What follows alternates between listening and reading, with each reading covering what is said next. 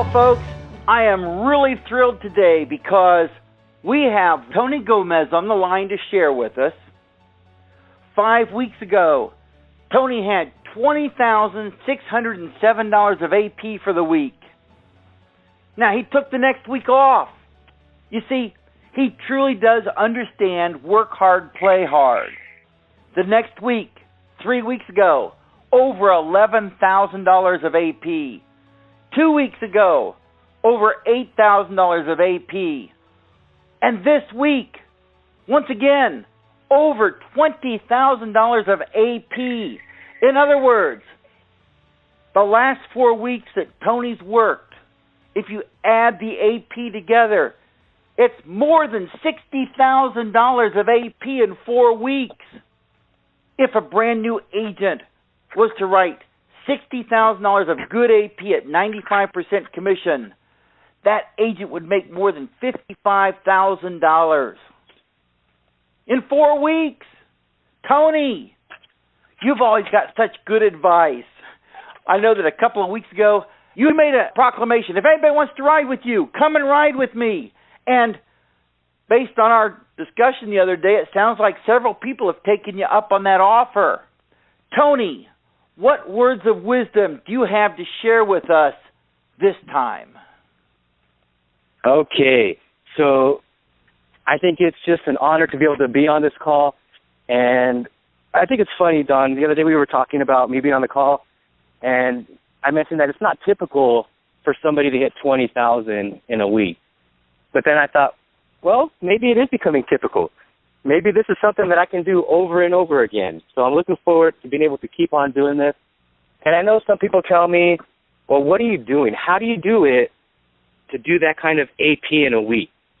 So I thought, the last time I was on the call, we basically talked about some sales techniques and tips on what I do in a home. But what I'm going to go over today is basically my work schedule that helps me to do that kind of production, okay? I started calling Sunday afternoon, and this was about 1 o'clock in the afternoon. I actually sat in our church parking lot for about 2.5 to 3 hours making my phone calls. I like to make calls in my car because I don't get distracted. While I was making my calls, I actually had one of my new agents listening in on my phone calls. He's in California, but he wanted some help with making phone calls. So Jose Rosado, I called him, and I was training as I was making my phone calls. But I called through 45 cards, and I made 17 appointments. 28 of the cards were no answer or they couldn't meet with me. And then later on that evening, I got 4 callbacks. And when somebody calls my phone, I don't normally answer it. I look at the number. I go through my lead cards that I called that day to find out if I could find the number. If I find the number before they hang up, I'll answer the phone. If I don't, I'll find the card and I'll call them right back. I like to have the card handy when I call somebody. That way I can go right into setting the appointment. I'll have their information, their date of birth right in front of me. So I encourage you, if you call your lead cards and you're getting called back, call them back. Make sure you have the card handy because those people are potentially going to set an appointment with you. Now, I think the main thing that you've got to do when you're making your phone calls is learn to overcome objections. Because just like when you're in a house, you're going to get objections. You've got to overcome those to be able to make the sale. Your first thing is set the appointment. You've got to overcome the objection because you're going to get those even on the phone. I mean, you're going to hear people say that they don't remember the card. You're going to hear them say, can you mail it to me? Whatever it is, or they just want information. You've got to learn to overcome that objection. And one key thing that I do is once I overcome the objection, I shoot right back to my question of, does the morning, afternoon, or evening work best for you? Doesn't really give them a chance to kind of think about things. I overcome it, and I shoot right back to it to try to get an answer for what I'm looking for. And real quick, I'm just going to cover a few of the objections. If someone says they don't remember the card, first thing I tell them is not a problem. I hear that all the time. What I'm going to do is I'm going to read it back to you to see if it refreshes your memory. And I say that to them to kind of make them feel comfortable that they're not the only ones who are forgetting the card. I hear it all the time, not a problem. I read it back to them, And if I'm reading the card, it's a husband and wife, and I'm talking to the husband, and after I get the card back, he still does not remember it, I tell him, well, Mary must have sent it in. She put her birthday down as 1/2/45. Is that correct? And he says, yes. I'm like, oh, so she did send it in. My job is to bring this information over to Mary along with yourself. So I'm just right away assuming that if he doesn't remember it, she automatically did it. I'm going to bring her the information, and I want him there too. But I don't wait to say, well, can I talk to Mary also? I'll just right away shoot at that. Sometimes he'll want me to talk to the lady, and I will, but that's fine.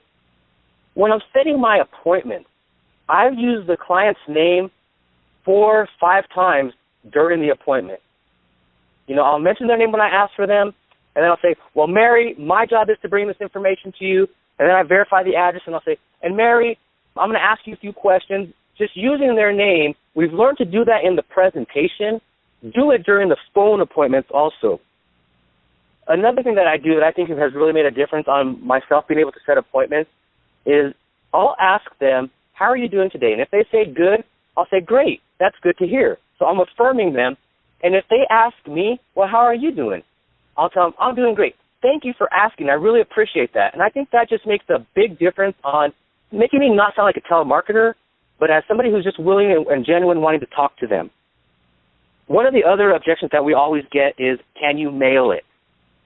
I say, I would love to do that. That would make my job so much easier. But let me tell you why we don't do that. A lot of the things that people get in the mail, they're not quality stuff, which means they're designed to cancel you at a certain age, or they go up in price as you get older, and ours doesn't do that. So we explain that to you just so that you know what you're getting. Also, a lot of the stuff you get in the mail, everybody pays the same price if you're the same age. And we help people on Social Security or on disability, so we're going to ask you a few health questions, because if you're in better health, we want to get you a better rate. That's just one of the things I used to overcome the objection for, can you mail it? And then right after I say that, so does the morning, afternoon, or evening work best for you? So that's my part about setting the phone appointments.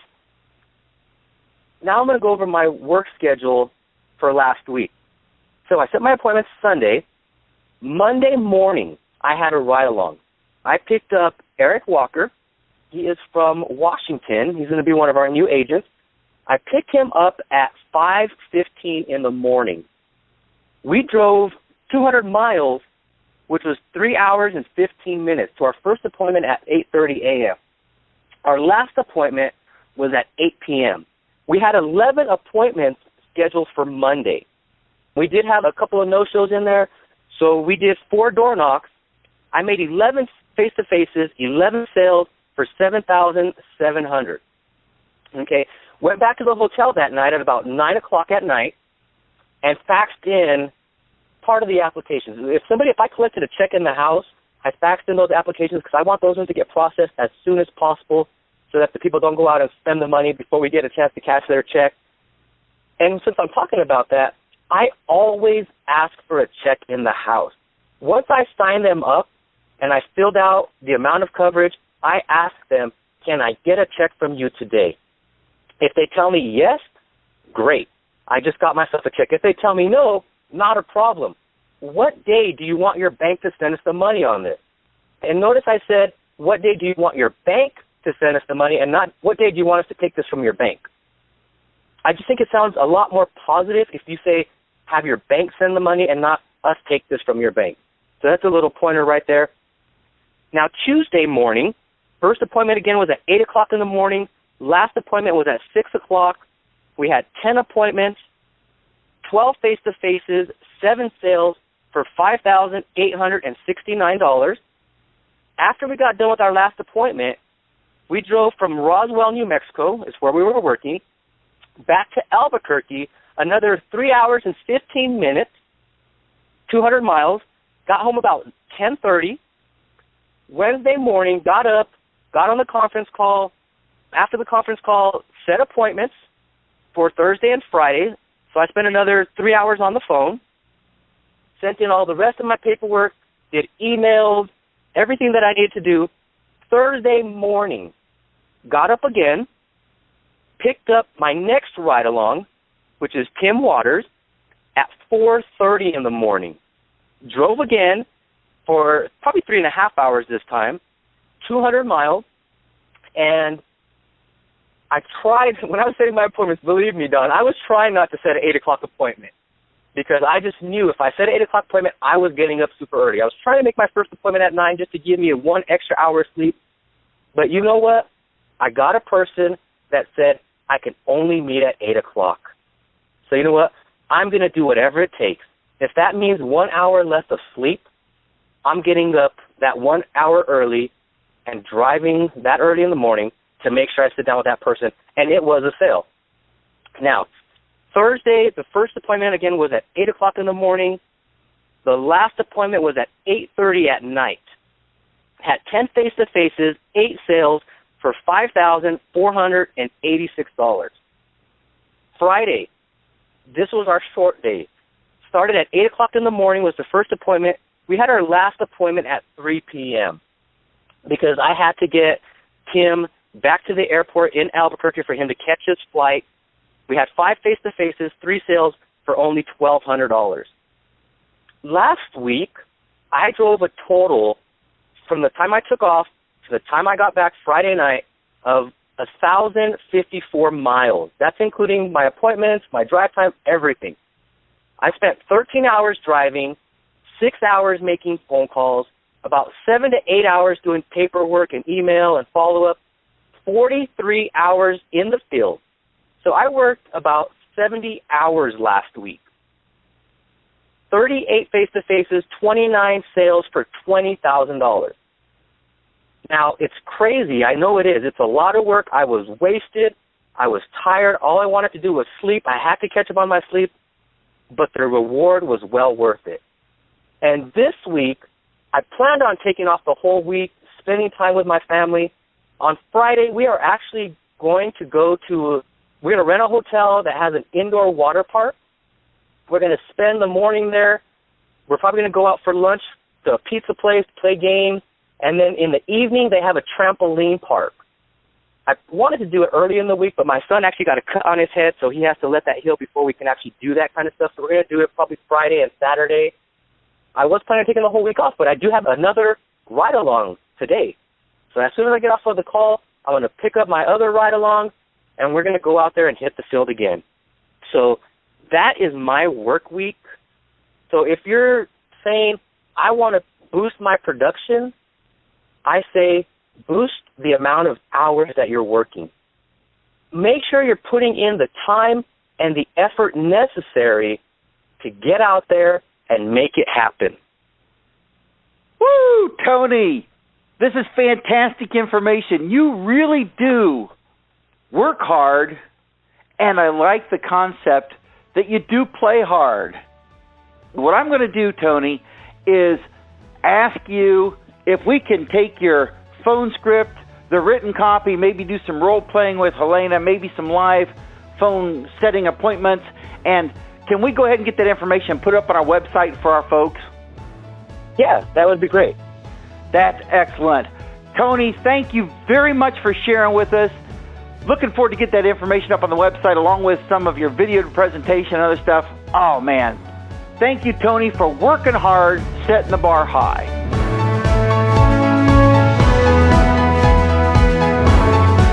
Thank you for your interest in How Insurance Services.